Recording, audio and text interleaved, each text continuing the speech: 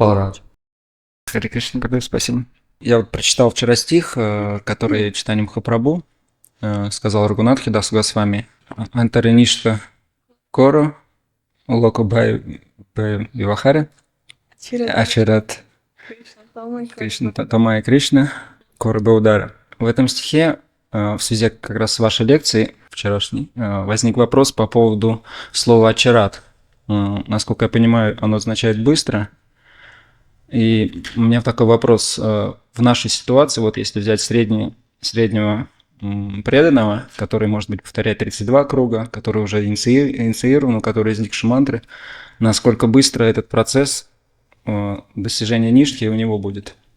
My question about words of Chaitanya Mahaprabhu, what he told to Raghunatha Das Goswami about Nishtha, and in this verse there is a word achirat, that also it will be quickly attained, and I want to ask how it works for us, for such devotees who can who already have diksha, who can chant 32 rounds of Harinam every day, and how quickly such devotee can attain Nishtha. When Srila Raghunath Das Goswami was young, he was living in his home, and his parents, they were very concerned that he may run away to become a sadhu. So actually he tried to run away so many times, and they sent their security on horses to chase him and catch him and bring him back. So they arranged for him to be married to a very beautiful woman, to try to tie him to the home. Na tatasya bhaven moho bandhaschanya prasangata. Because there's no bondage and no bewilderment more powerful than the association with a woman. But still, Raghunath, he wanted to run away. So, after some time, Mahaprabhu, he came to Panihati. He came to Shantipur, to the house of Advaita Acharya. And at that time, Raghunath took permission from his father to go and visit and have the darshan of Chaitanya Mahaprabhu in Shantipur. So when he met with Mahaprabhu, Mahaprabhu knew his heart and knew that he was trying to run away again and again. So Mahaprabhu told him, Sthirahau garijau nahau abatul krami krami pai babaloka sindukul. Make your mind steady. Sthirahau, make your mind steady. Na batul, that means don't be a crazy fellow. Now Srila Prabhupada said, in our movement we should not have any lazies and crazies. So people who are lazy, don't want to work hard in Krishna Seva, and people who are cuckoo, because they will drive away the candidates who are serious and sober. So Mahaprabhu said, don't be crazy, don't be a crazy fellow. You can cross over the ocean of material existence, but not all at once. Krame krame pai means step by step. Bhavaloka Sindhu Kul, you can cross over this ocean of material existence. So, Markata Vairagina Karu, Loka Dekaya, Yata Yogya Vishadonja Anasaktahaya.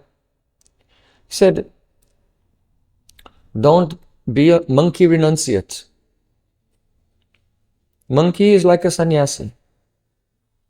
He has no home, he has no fixed address, he has no wealth. He lives in one tree and another tree and another tree. So Vedic sannyasi is like this.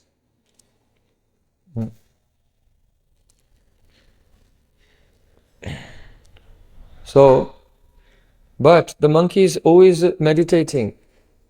Oh, when can I steal from someone? Or meditating on a female mantra. So outwardly he seems to be renounced, but he's just waiting for a chance to enjoy the senses. So he said, don't be like this. Yata yoga vishaya bunja. You can enjoy the legitimate pleasures of this world within the context of dharma, but don't be attached. Then he said the verse that you are quoting. Antare kare nishta bahya loka vyavaha achirata Krishna tomai karibe uda. Cultivate your nishtha inside and outwardly behave like an ordinary person. Sometimes it happens, someone becomes a devotee and they become completely destabilized. And if they meet any person, they tell them, "You are a demon, stop eating meat." And then put cow dung swastikas on their house and everything, and they start to go. In a way that no one can relate to them. They alienate everyone. So Mahaprabhu say, just be a normal person on the outside. Bahya loka vyavaha means outwardly, loka vyavaha, behave like a ordinary person. That doesn't mean that because now in Kali Yuga it has progressed so much, the ordinary persons are always taking intoxication and so on. But in a social sense, be relatable and perform your duties. But inside, cultivate nishtha. Nishtha means ekagrata chitta, one-pointed conscious concentration. It means the virag, without passion. It means bikshep rahit, without distraction. That you can chant the holy name without the mind wandering here and there. And lay rahita, without sleepiness also. To chant on the one hand without distraction coming from passion and without sleepiness coming from tamas. So then he said, Achirada Krishna Tomai Karibauda. If you do this, then very quickly, Achirada, in a short time, Krishna will deliver you from the current limitations of your worldly circumstances. You know, Raghunath Das Goswami, he wanted to be with Mahaprabhu and all of his associates in Jagannath Puri and just hearing and chanting every day, all day in Sadhu Sangha. This is what he wanted.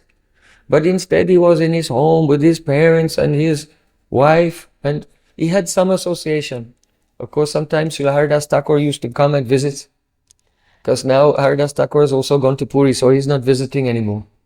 But when he was younger, he used to visit. And his guru, Yadunandanacharya, has an association with his guru regularly. But he feels he's missing out on everything, that he's not in Puri and completely detached from this world. So, Mahaprabhu has made this promise that if you cultivate your nishtha, then Achirad means in a short time you'll be liberated from your worldly circumstances and come in the very high class sadhu sangha. So he does not say that Achirad, in a short time everyone can attain nishtha.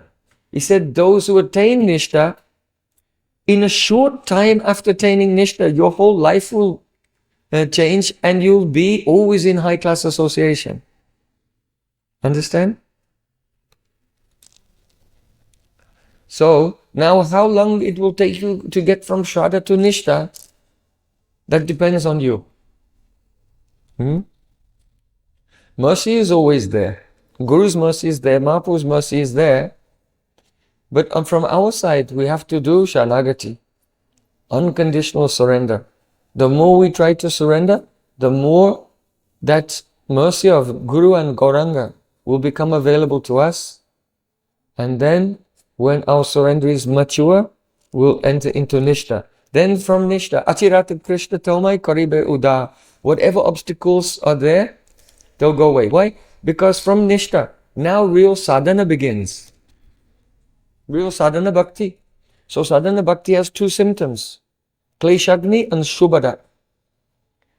The fire of material sufferings becomes extinguished, Kleshagni. And Shubhada, your whole life becomes auspicious. That means, you feel affection for everyone. And everyone has affection for you. Hmm? And you very easily have a sadhu sangha, good association, and you feel satisfaction and happiness, so you can easily give up the sense gratification. So these are the symptoms of a Shubhada. So very beautifully, this is revealed in the life of Raghunath Das Goswami. Because having received these instructions from Mahaprabhu, instead of being restless and crazy all the time, Raghunath Das went to his home and he tried to chant more and serve more. And in this way, gradually being less preoccupied with external things, being introspective, turning inside and trying to work on his own internal sanctity. Then after some time, for him it was very soon. For people generally in Kali Yuga, it may not happen very soon, because the samskars, the impressions of mature life and one's background create some obstacles which will take a little more time to overcome. Yeah? So, it may be that in your childhood, you did not sit in the lap of Haridas Thakur and hear stories from the Bhagavatam from him. Yeah? Oh, Raghunath, I'll tell you a story about a little boy just who was like you, only 5 years old. His name was Prahlad Maharaj.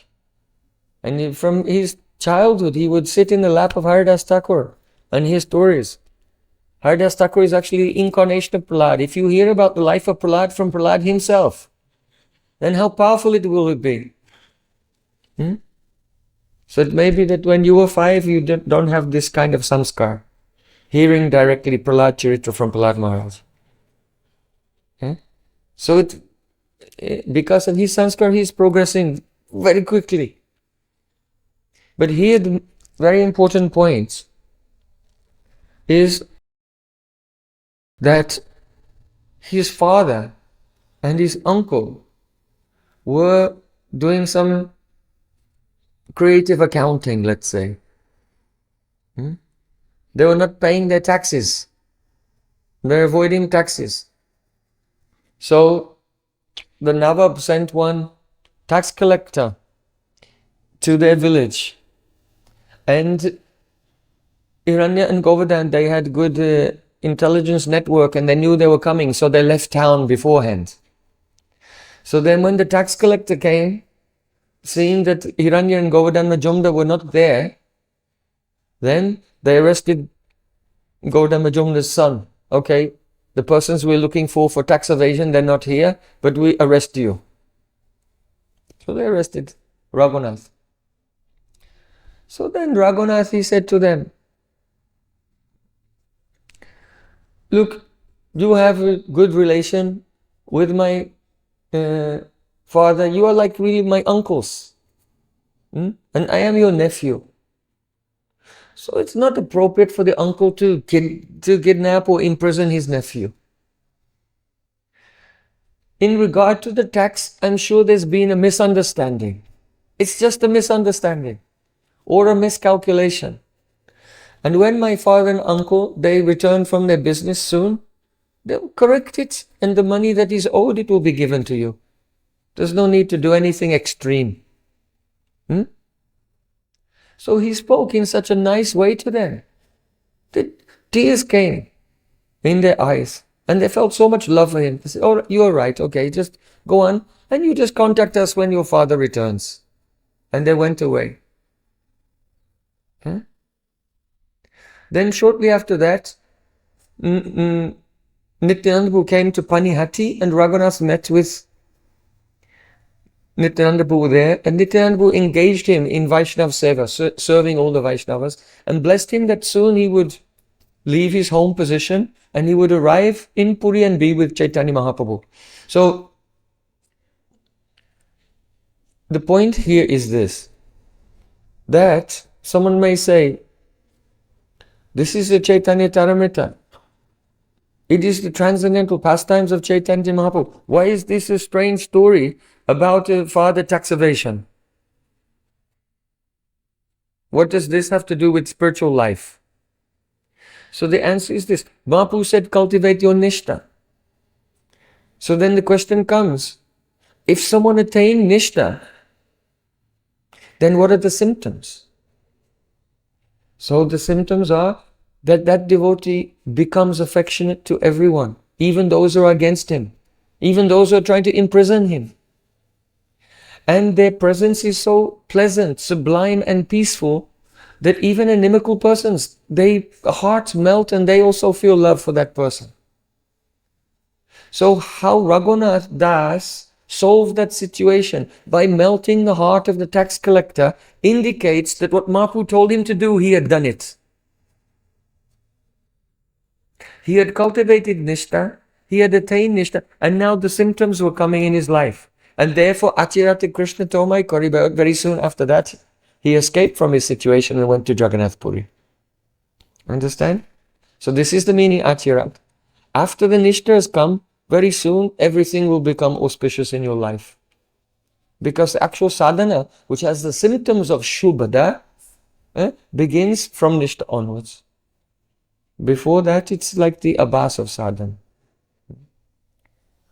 So, my Gurudev said that from Adosrada up to Nishtha, this is the planting of the Bhakti Lata Beej. What is the Bhakti Lata Beej? It is Krishna Seva Bhasana, the desire to serve Krishna. So really, that seed has not been really planted. That means that desire, without any other desire, anyabhasta sunyam, has not been planted in the heart until Nishtha. Then when in the stage of Nishtha, the water comes in the form of Mali hoya se bij kare aropan, Shavana kirtana jali kare sinchan. The watering of the seed comes in the stage of Nishtha, then it sprouts and begins to grow. You see? So from Adosrada up to Nishtha, this is only the planting of the seed. So someone asked my Gurudev, I remember we were in Kuala Lumpur in Malaysia, and he said, well, how long does it take to plant the seed? And Gurudev said, with some person, it may be immediately. Meeting Guru and receiving instruction and the seed is done. With another person, it may take 10 years. With another person, it may take a life.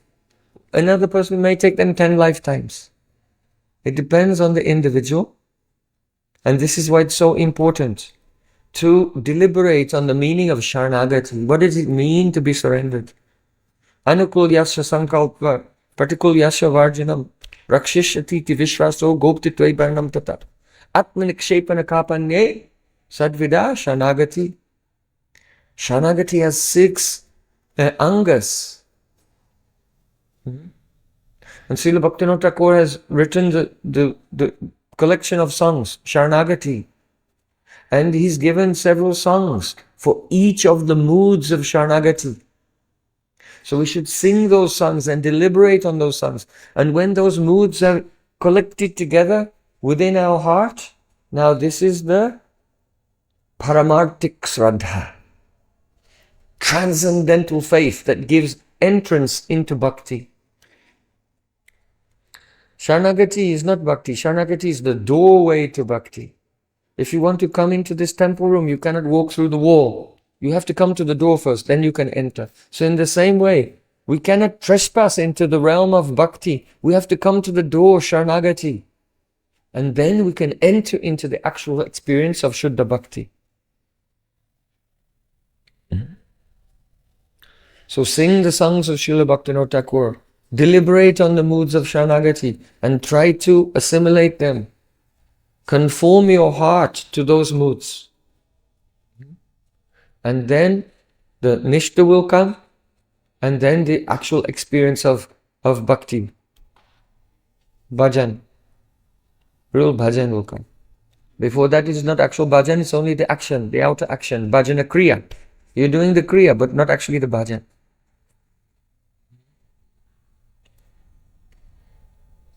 Is it clear? Yes. If you have another question, anyone, raise your hand.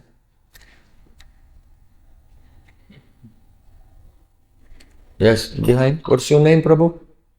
My name is Ujjwala Nilamanidas. Bhutwa Nilamanidas. Beautiful name. This is mercy of Gurudev. This is mercy of Gurudev, my name. Who is your Guru Padapatma? Srila Bhaktivedanta Goswami Maharaj. Jai Ho. Hare Krishna. He is my very dear friend. So nice. I want understand how help meditation for Krishna. Next verse is from Krishna Lila Stava, Sarva Shastra Bibhisha, Sarva Vedika Satpala, etc. And Padav Yadiyav, Prathamad Vityav, Vitya Turyav, Kathitav Yaduru, etc. You know this verse? You tell the meaning. I am not so familiar. You say what is the meaning? If you say slowly. Padav Yadiyav, Prathamad Vityav. This verse about what Krishna, this is Srimad Bhagavatam. 2 foot, this is Oh yes, the first 2 cantos are the lotus feet of Krishna, Yes, then yes. his thighs, then his waist, his chest, and the yes. 10th canto is his face. Yes. And Atra Sarga Visargascha, Yes. Stanam Poshnamudaya. I don't understand how help for meditation for Krishna, how relate this verse for meditation for Krishna. Tamadi Devam Karuna Vidanam Tamalavanam Suitavataram Apara Samsara Samudra Setum Bhajamahe Bhagavata Surupam. So here it's saying in the end, Tamalavanam Suita Avataram. The Srimad Bhagavatam is the Suita Avatar. It's descending to this world for the benefit of everyone. Apara Samsara Samudra Setum. It is like a bridge to cross over the endless ocean of material existence.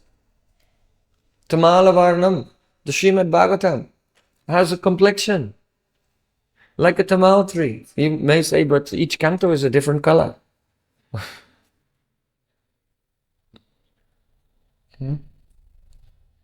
So, Bhajamahe Bhagavata Surupam. The meaning is that the Srimad Bhagavatam is Krishna Surup.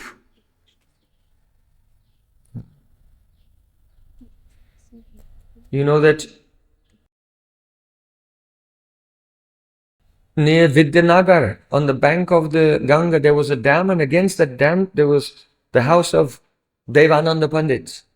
And he was giving lectures on Srimad Bhagavatam. But he did not speak about bhakti. And when Mahaprabhu was doing kirtan through Vidyanagar, he stopped near the house of Devananda Pandit. He said, "Oh, that Devananda, he is committing offense. I'll tear up his Srimad Bhagavatam."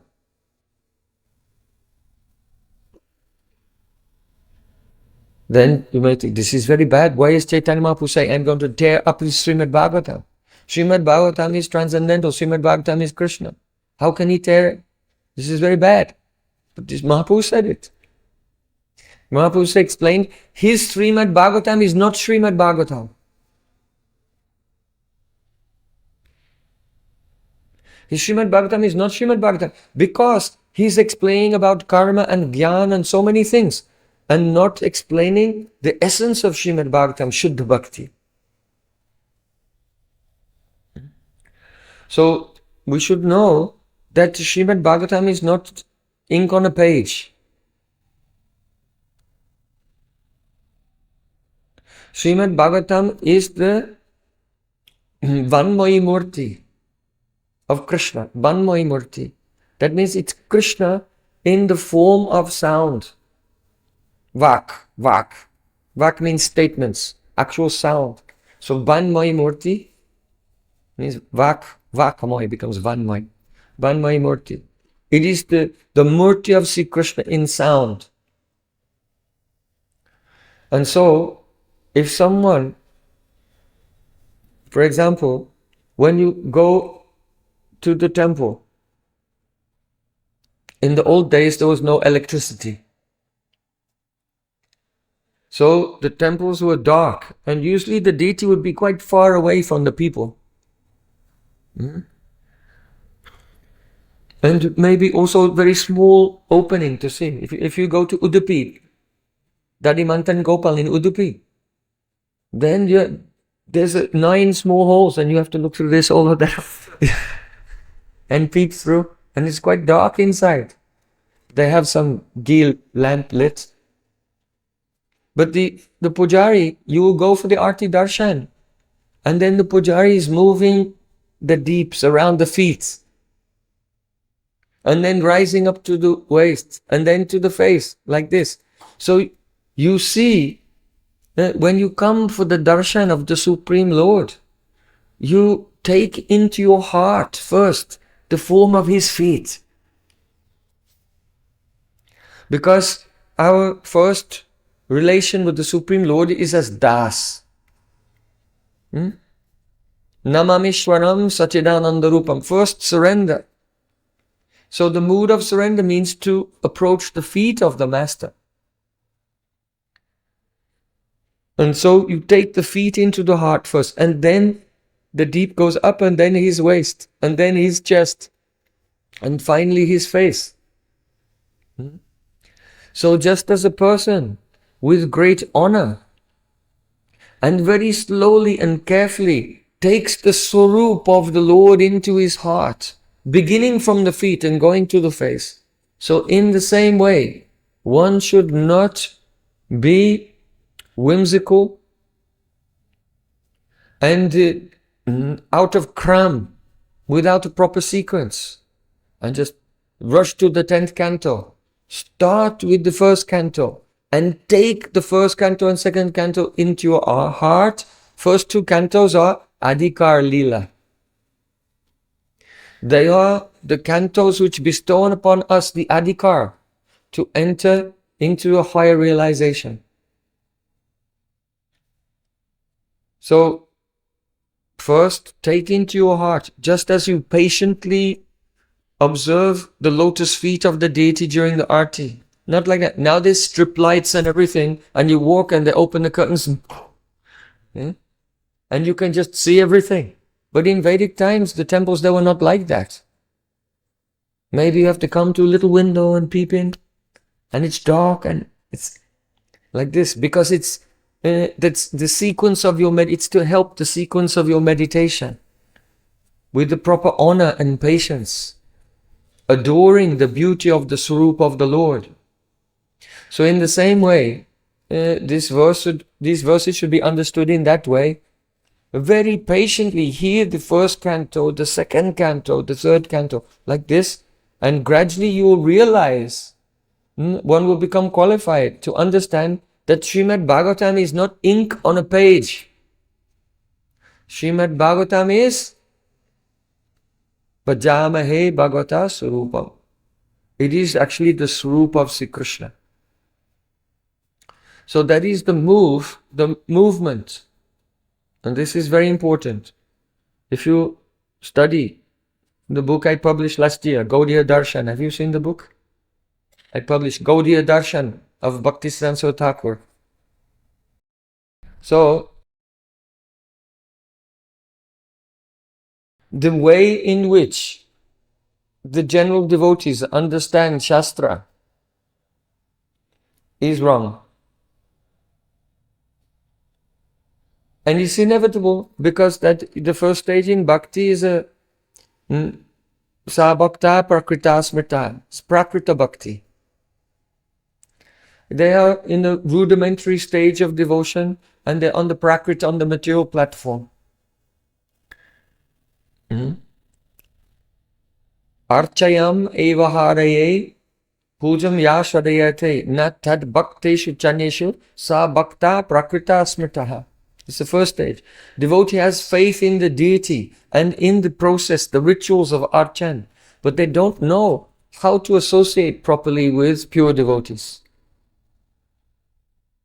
So Sabhakta Prakrita, they are the Prakrita Bhakta. So the way that the Prakrita Bhakta understands bhakti, it is according to Agya-Vriddhi Vritti or Sadharan Vriddhi Vritti. Do you understand? Words have power. So when you hear a word, how do you understand it? Because the sound of that word makes a Chitta Vritti in you. So all words have different types of Vritti. The first type of Vritti is called Abhidha Vritti. It means the dictionary definition, the literal meaning. But sometimes in language, and especially in poetry, the literal meaning is not applicable. So when the literal meaning fails, then you have to go to the Lakshana Vritti, associated meaning. For example, Gangayam Goshaha means the village on the Ganges. So if I say the village on the Ganges, what do you understand? That someone built a house on the water? No, you automatically understand, I mean the village on the bank of the Ganges. So that is called Lakshana Vritti, that you take not the direct meaning but some meaning associated with that. So here Ganga means the bank of Ganga, because the bank is always associated with the river. But you may say, oh, how can I get to your house? Then I say, Gangayam Gosha.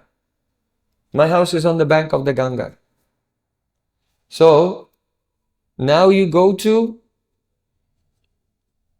the Vyanjan Vritti. That means the implied meaning.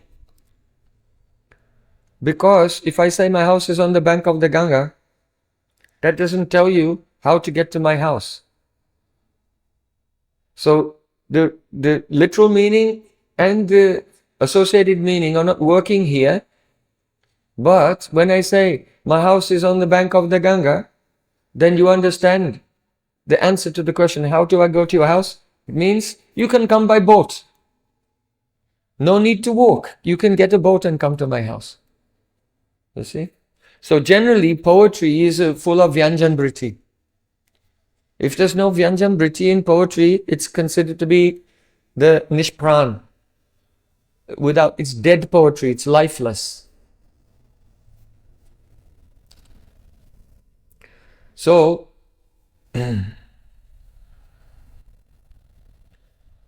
when a common person uses words, they understand them according to these vrittis.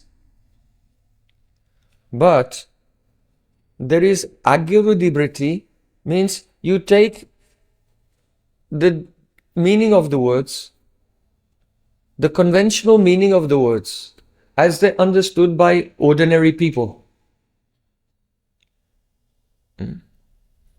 So, if I say the first anger of bhakti is hearing, then you think, yes, it means hearing. But you are hearing the word hearing, Shravanam, and you relate it to your worldly experience. In your worldly experience, if you hear a word, it's just a sound. So, Agya-Vriddhi Vritti means the meaning of the word according to an ordinary person who is in ignorance in this world. Especially, the meaning may be contracted by Rajas and Tamas.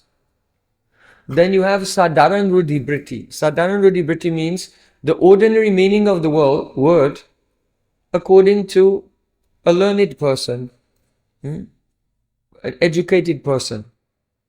So they may have a more clear, defined understanding of the meaning of a word. A sattvic person. But the Shastra should be understood in Vidvad Vriddhi Vritti.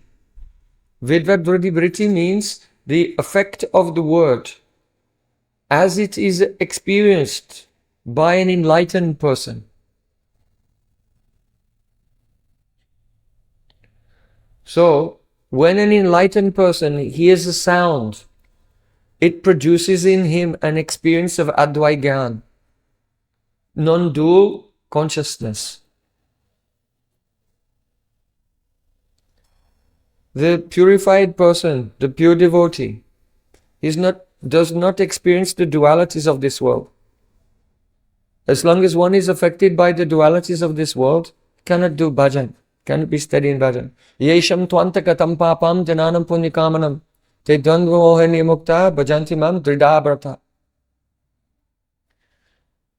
When one's pap is finished and dvandva moha nirmukta, and one is free from the duality, the bewilderment of duality, then bhajanti mam dridabrata, one can do bhajan with steadiness.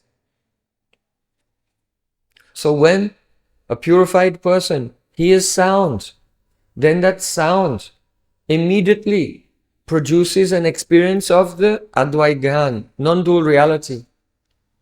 So instead of hearing a vibration of syllables, krish and na, which are a signifier that signifies something else, namely a bluish colored boy with peacock feathers in his hair holding a flute and standing in a threefold bending form beneath a kadamba tree. So the word is a signifier and it's signifying something else.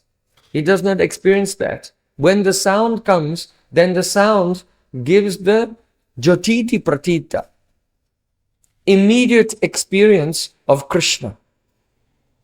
Understand? The sound gives immediate experience of Krishna. The description of Krishna's Leela is Krishna's Leela. In Braj, we say patate padate. When the Harikatha begins, the curtain rises. So in the temple room, there's a Vyasasana here, there's no curtains. But if you go in a theater, then when the curtain rises, then a whole world comes before your eyes in the form of the drama. So patate padate. For those whose consciousness is pure, when the katha begins, it's like the curtain rises and they go into another world. And they see whatever Leela is being described, they're seeing that Leela through the ear. Shrutekshita pata. Not only seeing, smelling it as well. Yetu tvadiya charnam bhujakosha gandham jigranti kana vivaraishu tivatanitam bhaktyagri charana paryata tesham na paisinata virayambhurta supumsam. In third canto of Srimad Bhagavatam, there it is said, when the devotee, he hears about Sri Krishna, then he can smell the lotus feet of Krishna with his ear. No, ordinary people smell with the nose, but the devotee smells Krishna's feet with his ear. And that fragrance is carried on the air of the Harikatha. The sound of the Harikatha communicates the experience of the fragrance of Krishna's lotus feet to the ear of the devotee. So that is called Vidvat Vritti. Understand? So you are raising this question, how does this verse describing the first two cantos are his feet and the third canto is this, the fourth, 10th canto is his face. How does that practically help us? So the confusion comes by two things. First of all, you are taking the abhidabhriti, agirudibhriti. Just like an ordinary person interprets the words, you're taking it like this. Now I should think of the first canto. What happened? Parikshit Maharaj is being cursed. Kunti Devi is offering prayers. Parikshit Maharaj is chastising Kali. And that's Krishna's right foot. Now the second canto. Lord Brahma is receiving Chatusloki Geet in Bhagavatam. And Shukadev Goswami is telling how the yogis meditate on the universal form. That's Krishna's other foot. So it's all confusing. Because you are taking the abhidabriti, the direct meaning of the words, in a literal way, and according to agyavriti briti, according to just being a conditioned soul. So first of all, you should understand, this is poetry. So it's actually the Vyanjan Briti. It's poetry, it's a metaphor. Just in the same way as with great respect, you slowly take a darshan of the Vigraha of the deity when the pujari offers the arti. In the same way, with great respect, slowly go through the cantos of Srimad Bhagavatam. So this is the first aspect. Then the second aspect is actually because the Bhagavatam is the Banmaya Murti of Shri Krishna.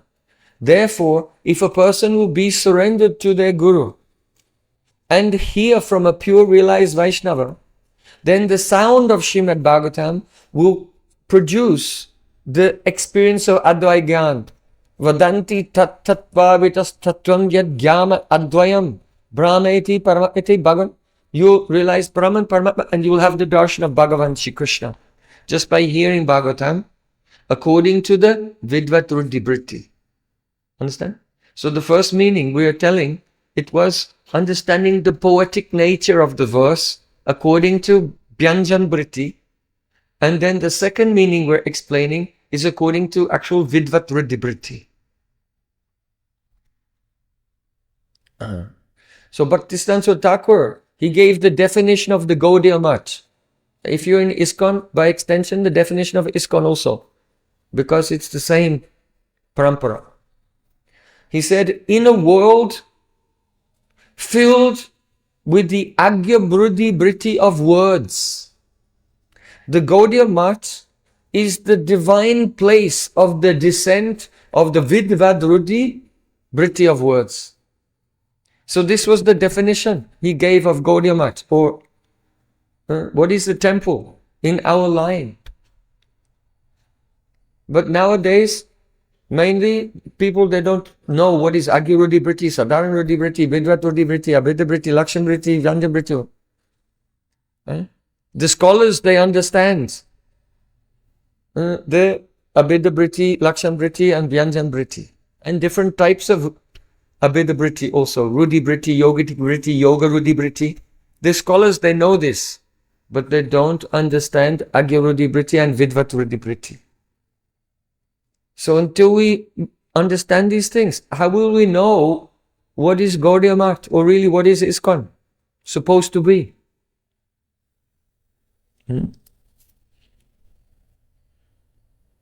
So it is very important. It is over the years, some focus, some vision has been lost in regard to the message of Prabhupada Srila Bhaktisiddhanta Thakur.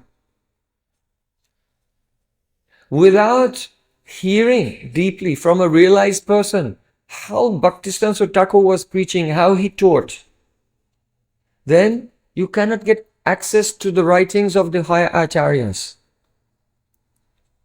The acharyas are not higher. That means they're higher explanation.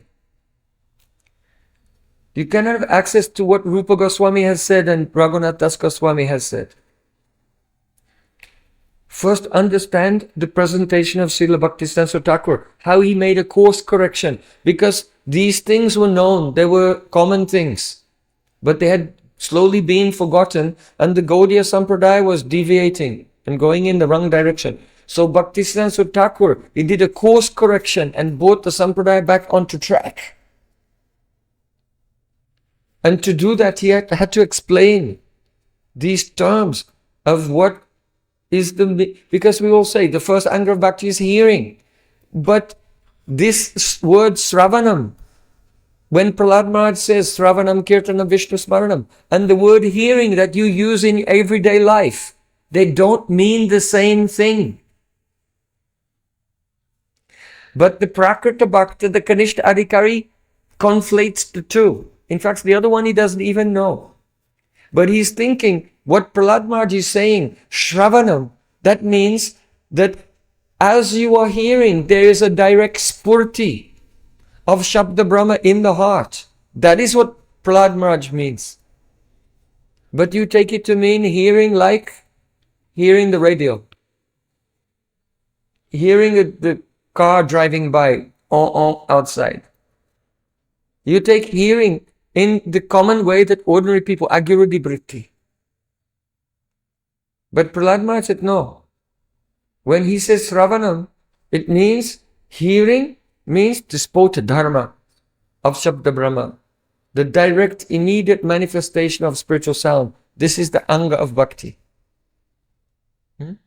What is bhakti? Bhakti is the function of Samvit and Hladini. Samvit is the Swayam Prakash, the self-manifested spiritual potency. The potency by which Krishna directly reveals himself to the pure, the cognition of the soul. That is bhakti. So if you're hearing and there is not the experience of samvit, then how is it bhakti?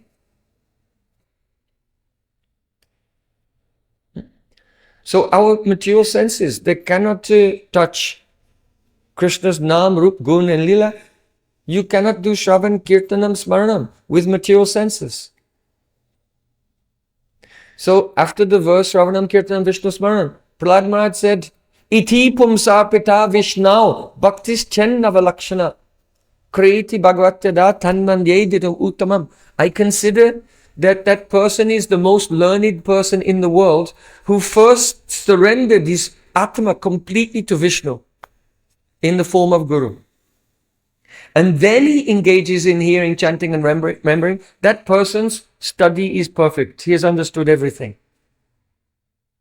So many people learn the verse, Shravanam Kirtan, but you have to learn the next verse.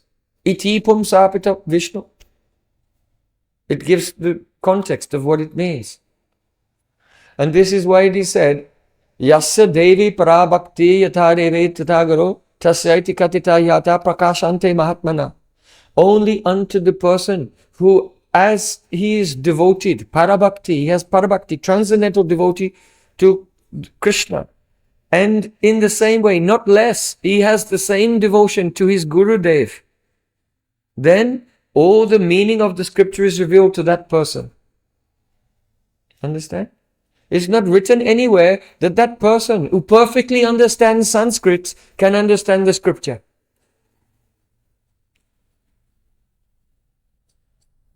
You can say, the Shastra is written in Sanskrit. So if I perfectly know Sanskrit, I'll perfectly understand the scripture. No.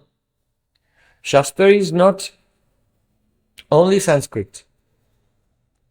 Shastra is Samadhi Bhasha. Trance language. Samadhi Bhasha. Vyasadeva did not decide one day, let me write Srimad Bhagavatam. Bhakti Yogena Manasi Samyak Pranihita. First he went into trance. And then from his trance, he manifested Srimad Bhagavatam.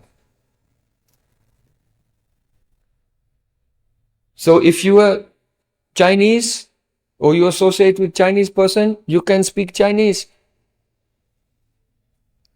If you are Russian or you associate with Russian persons, you can speak Russian.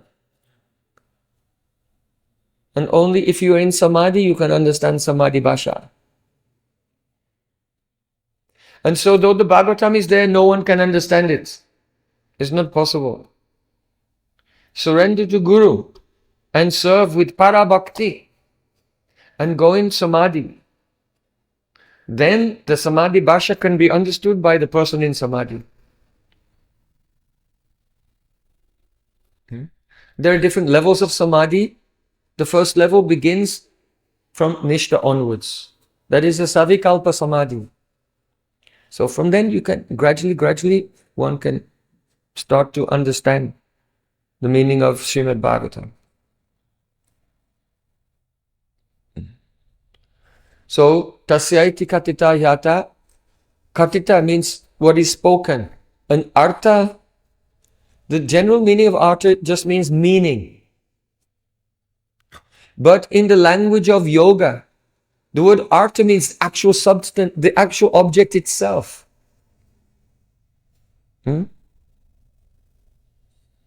Like we say purushartha. If you say purushartha, the word artha doesn't mean meaning. It means the object that you're trying to attain. So here, tasyaiti katita hyata prakashante, it means on hearing katita, what is spoken, the artha, the actual object, prakashante, is manifest. In mahatmana, in the heart of that person whose heart has become maha, it has become expanded. It is not, the heart is not narrow-minded and contracted consciousness. Sankuchita chetana, contracted, no. Those are vikasita chetana, purna vikasita chetana. The expanded, blossoming consciousness, they can understand. They are Mahatma. Who has purna vikasita chetana is Mahatma.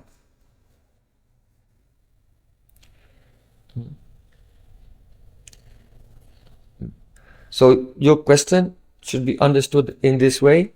The misunderstanding comes from a agyuruddhi vritti. And then a better understanding comes from the vyanjan vritti. But the actual understanding comes from the vidvat vritti vritti. So you can, Srila Bhaktisiddhanta Saraswati Thakur gave a lecture on this in 1929 in the Albert Hall in Calcutta. And it was never translated into English. I know some persons who tried to translate, but they gave up. But for Prabhupada's 150th anniversary last year, we translated it for the first time. And it's somewhat challenging and complicated. So I've also written a commentary. So the commentary begins on page 119. We recommend read the commentary first and then read Bhaktisiddhanta Saraswati Thakur's lecture. And it will be easier to understand then if you read the commentary first. So you can hold it up. This is the book Gaudiya Darshan by Bhaktisiddhanta Saraswati Thakur. If you want to take a copy, you can get from Karunamay.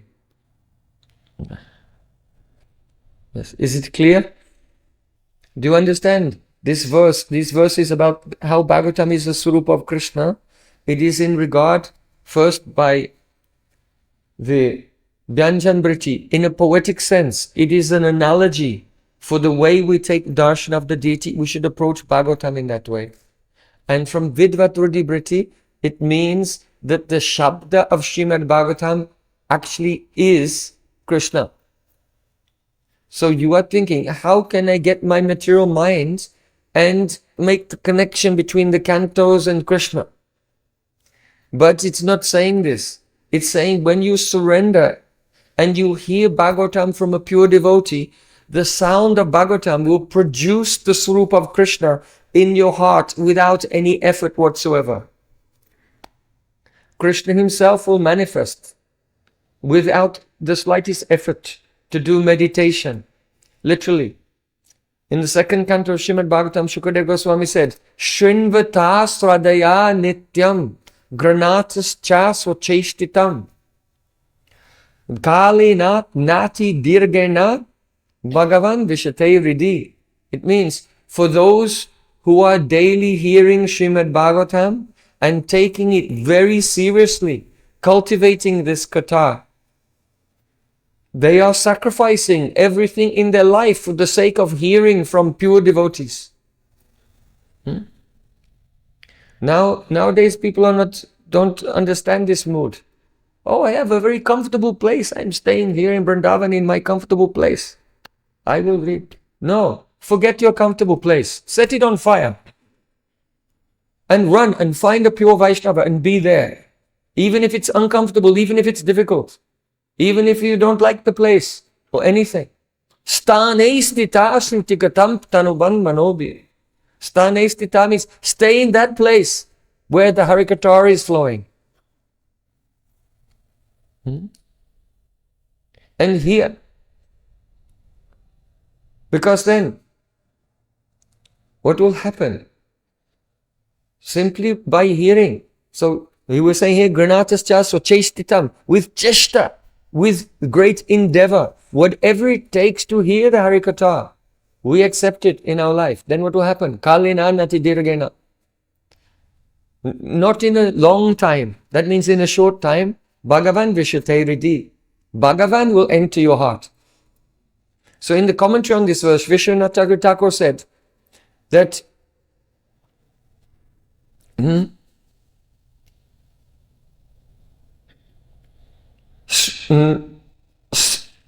Smarana Prayatnaha Shravana Kirtanavato Bhaktasya Navasyaka.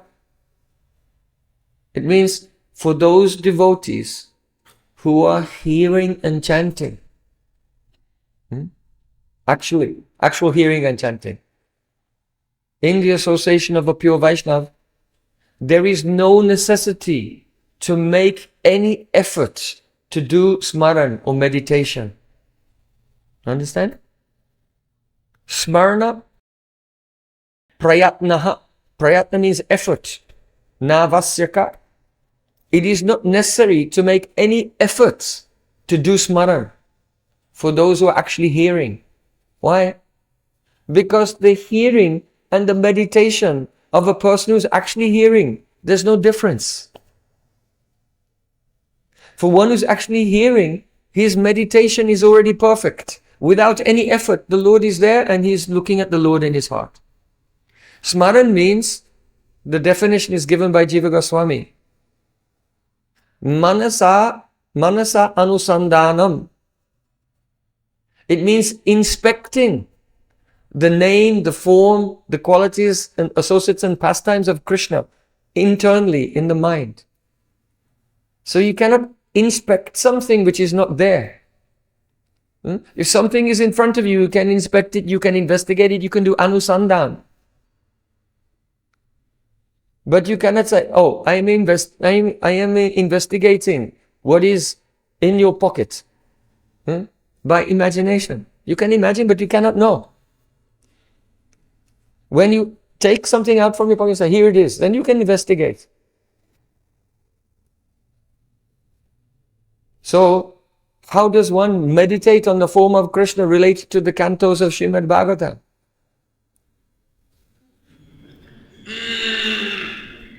I'm trying.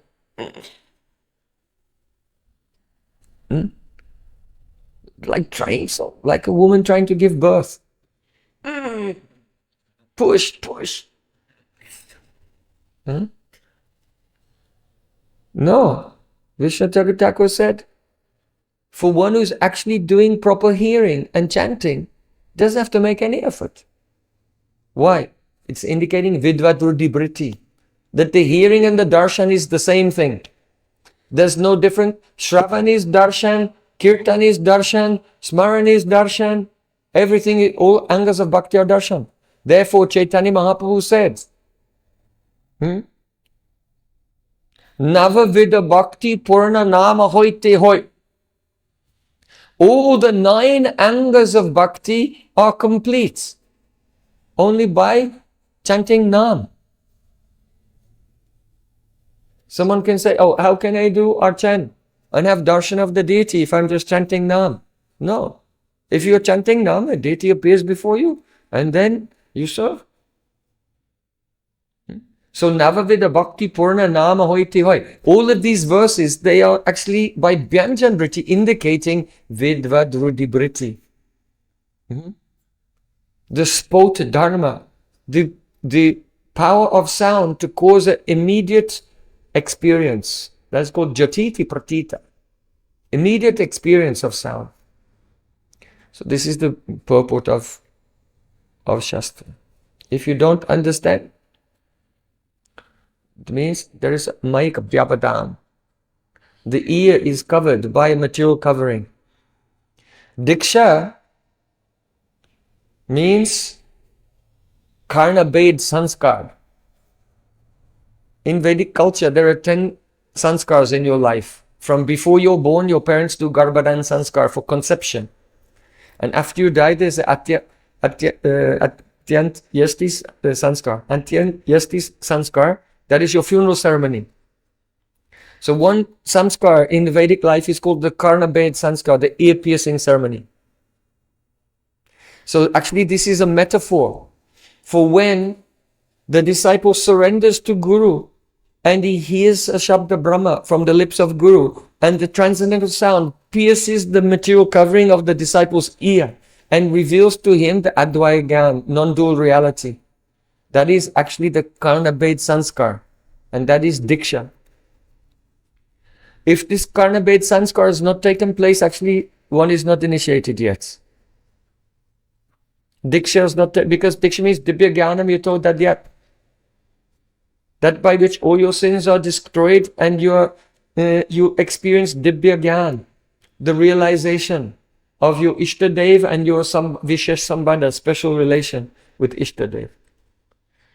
So by Agirudhibriti, Diksha means you have a haircut and you sit in a fire sacrifice and you get a new name. But this is Anustanik Diksha, the ceremony, outer ceremony. But actual Diksha means Karnabhed sanskar. When the Guru pierces the material ear of the disciple and Shabda Brahma goes inside. And he realizes Advaya Gyan.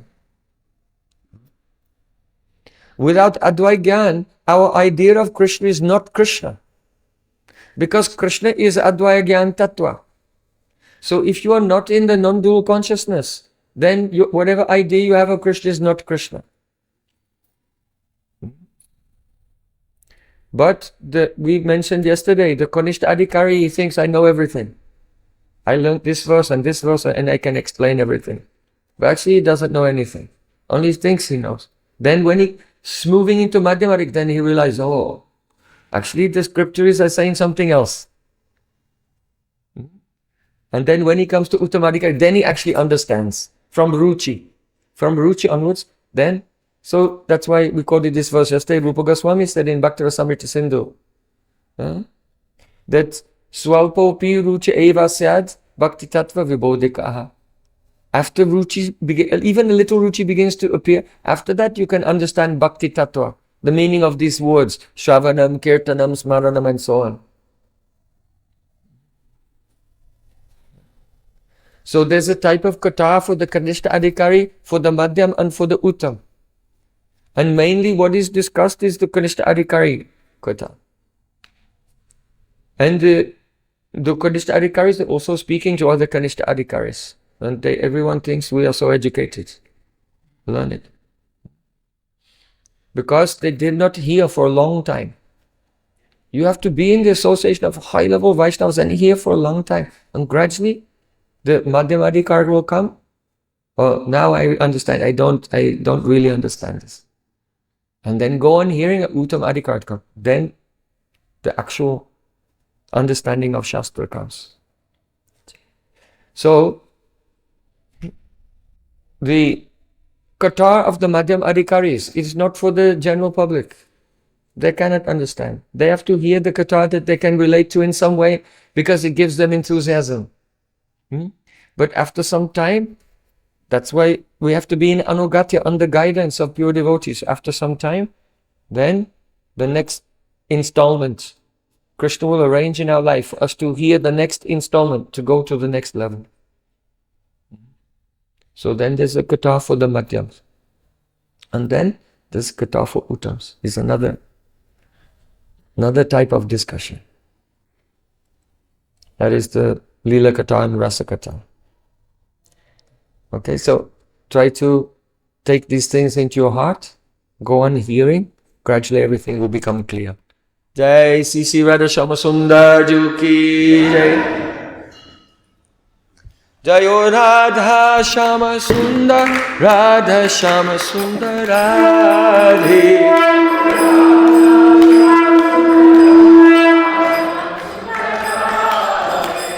Jaya Sachinandan Jaya Gaura Hari Jaya Sachinandan Jaya Gaura Hari.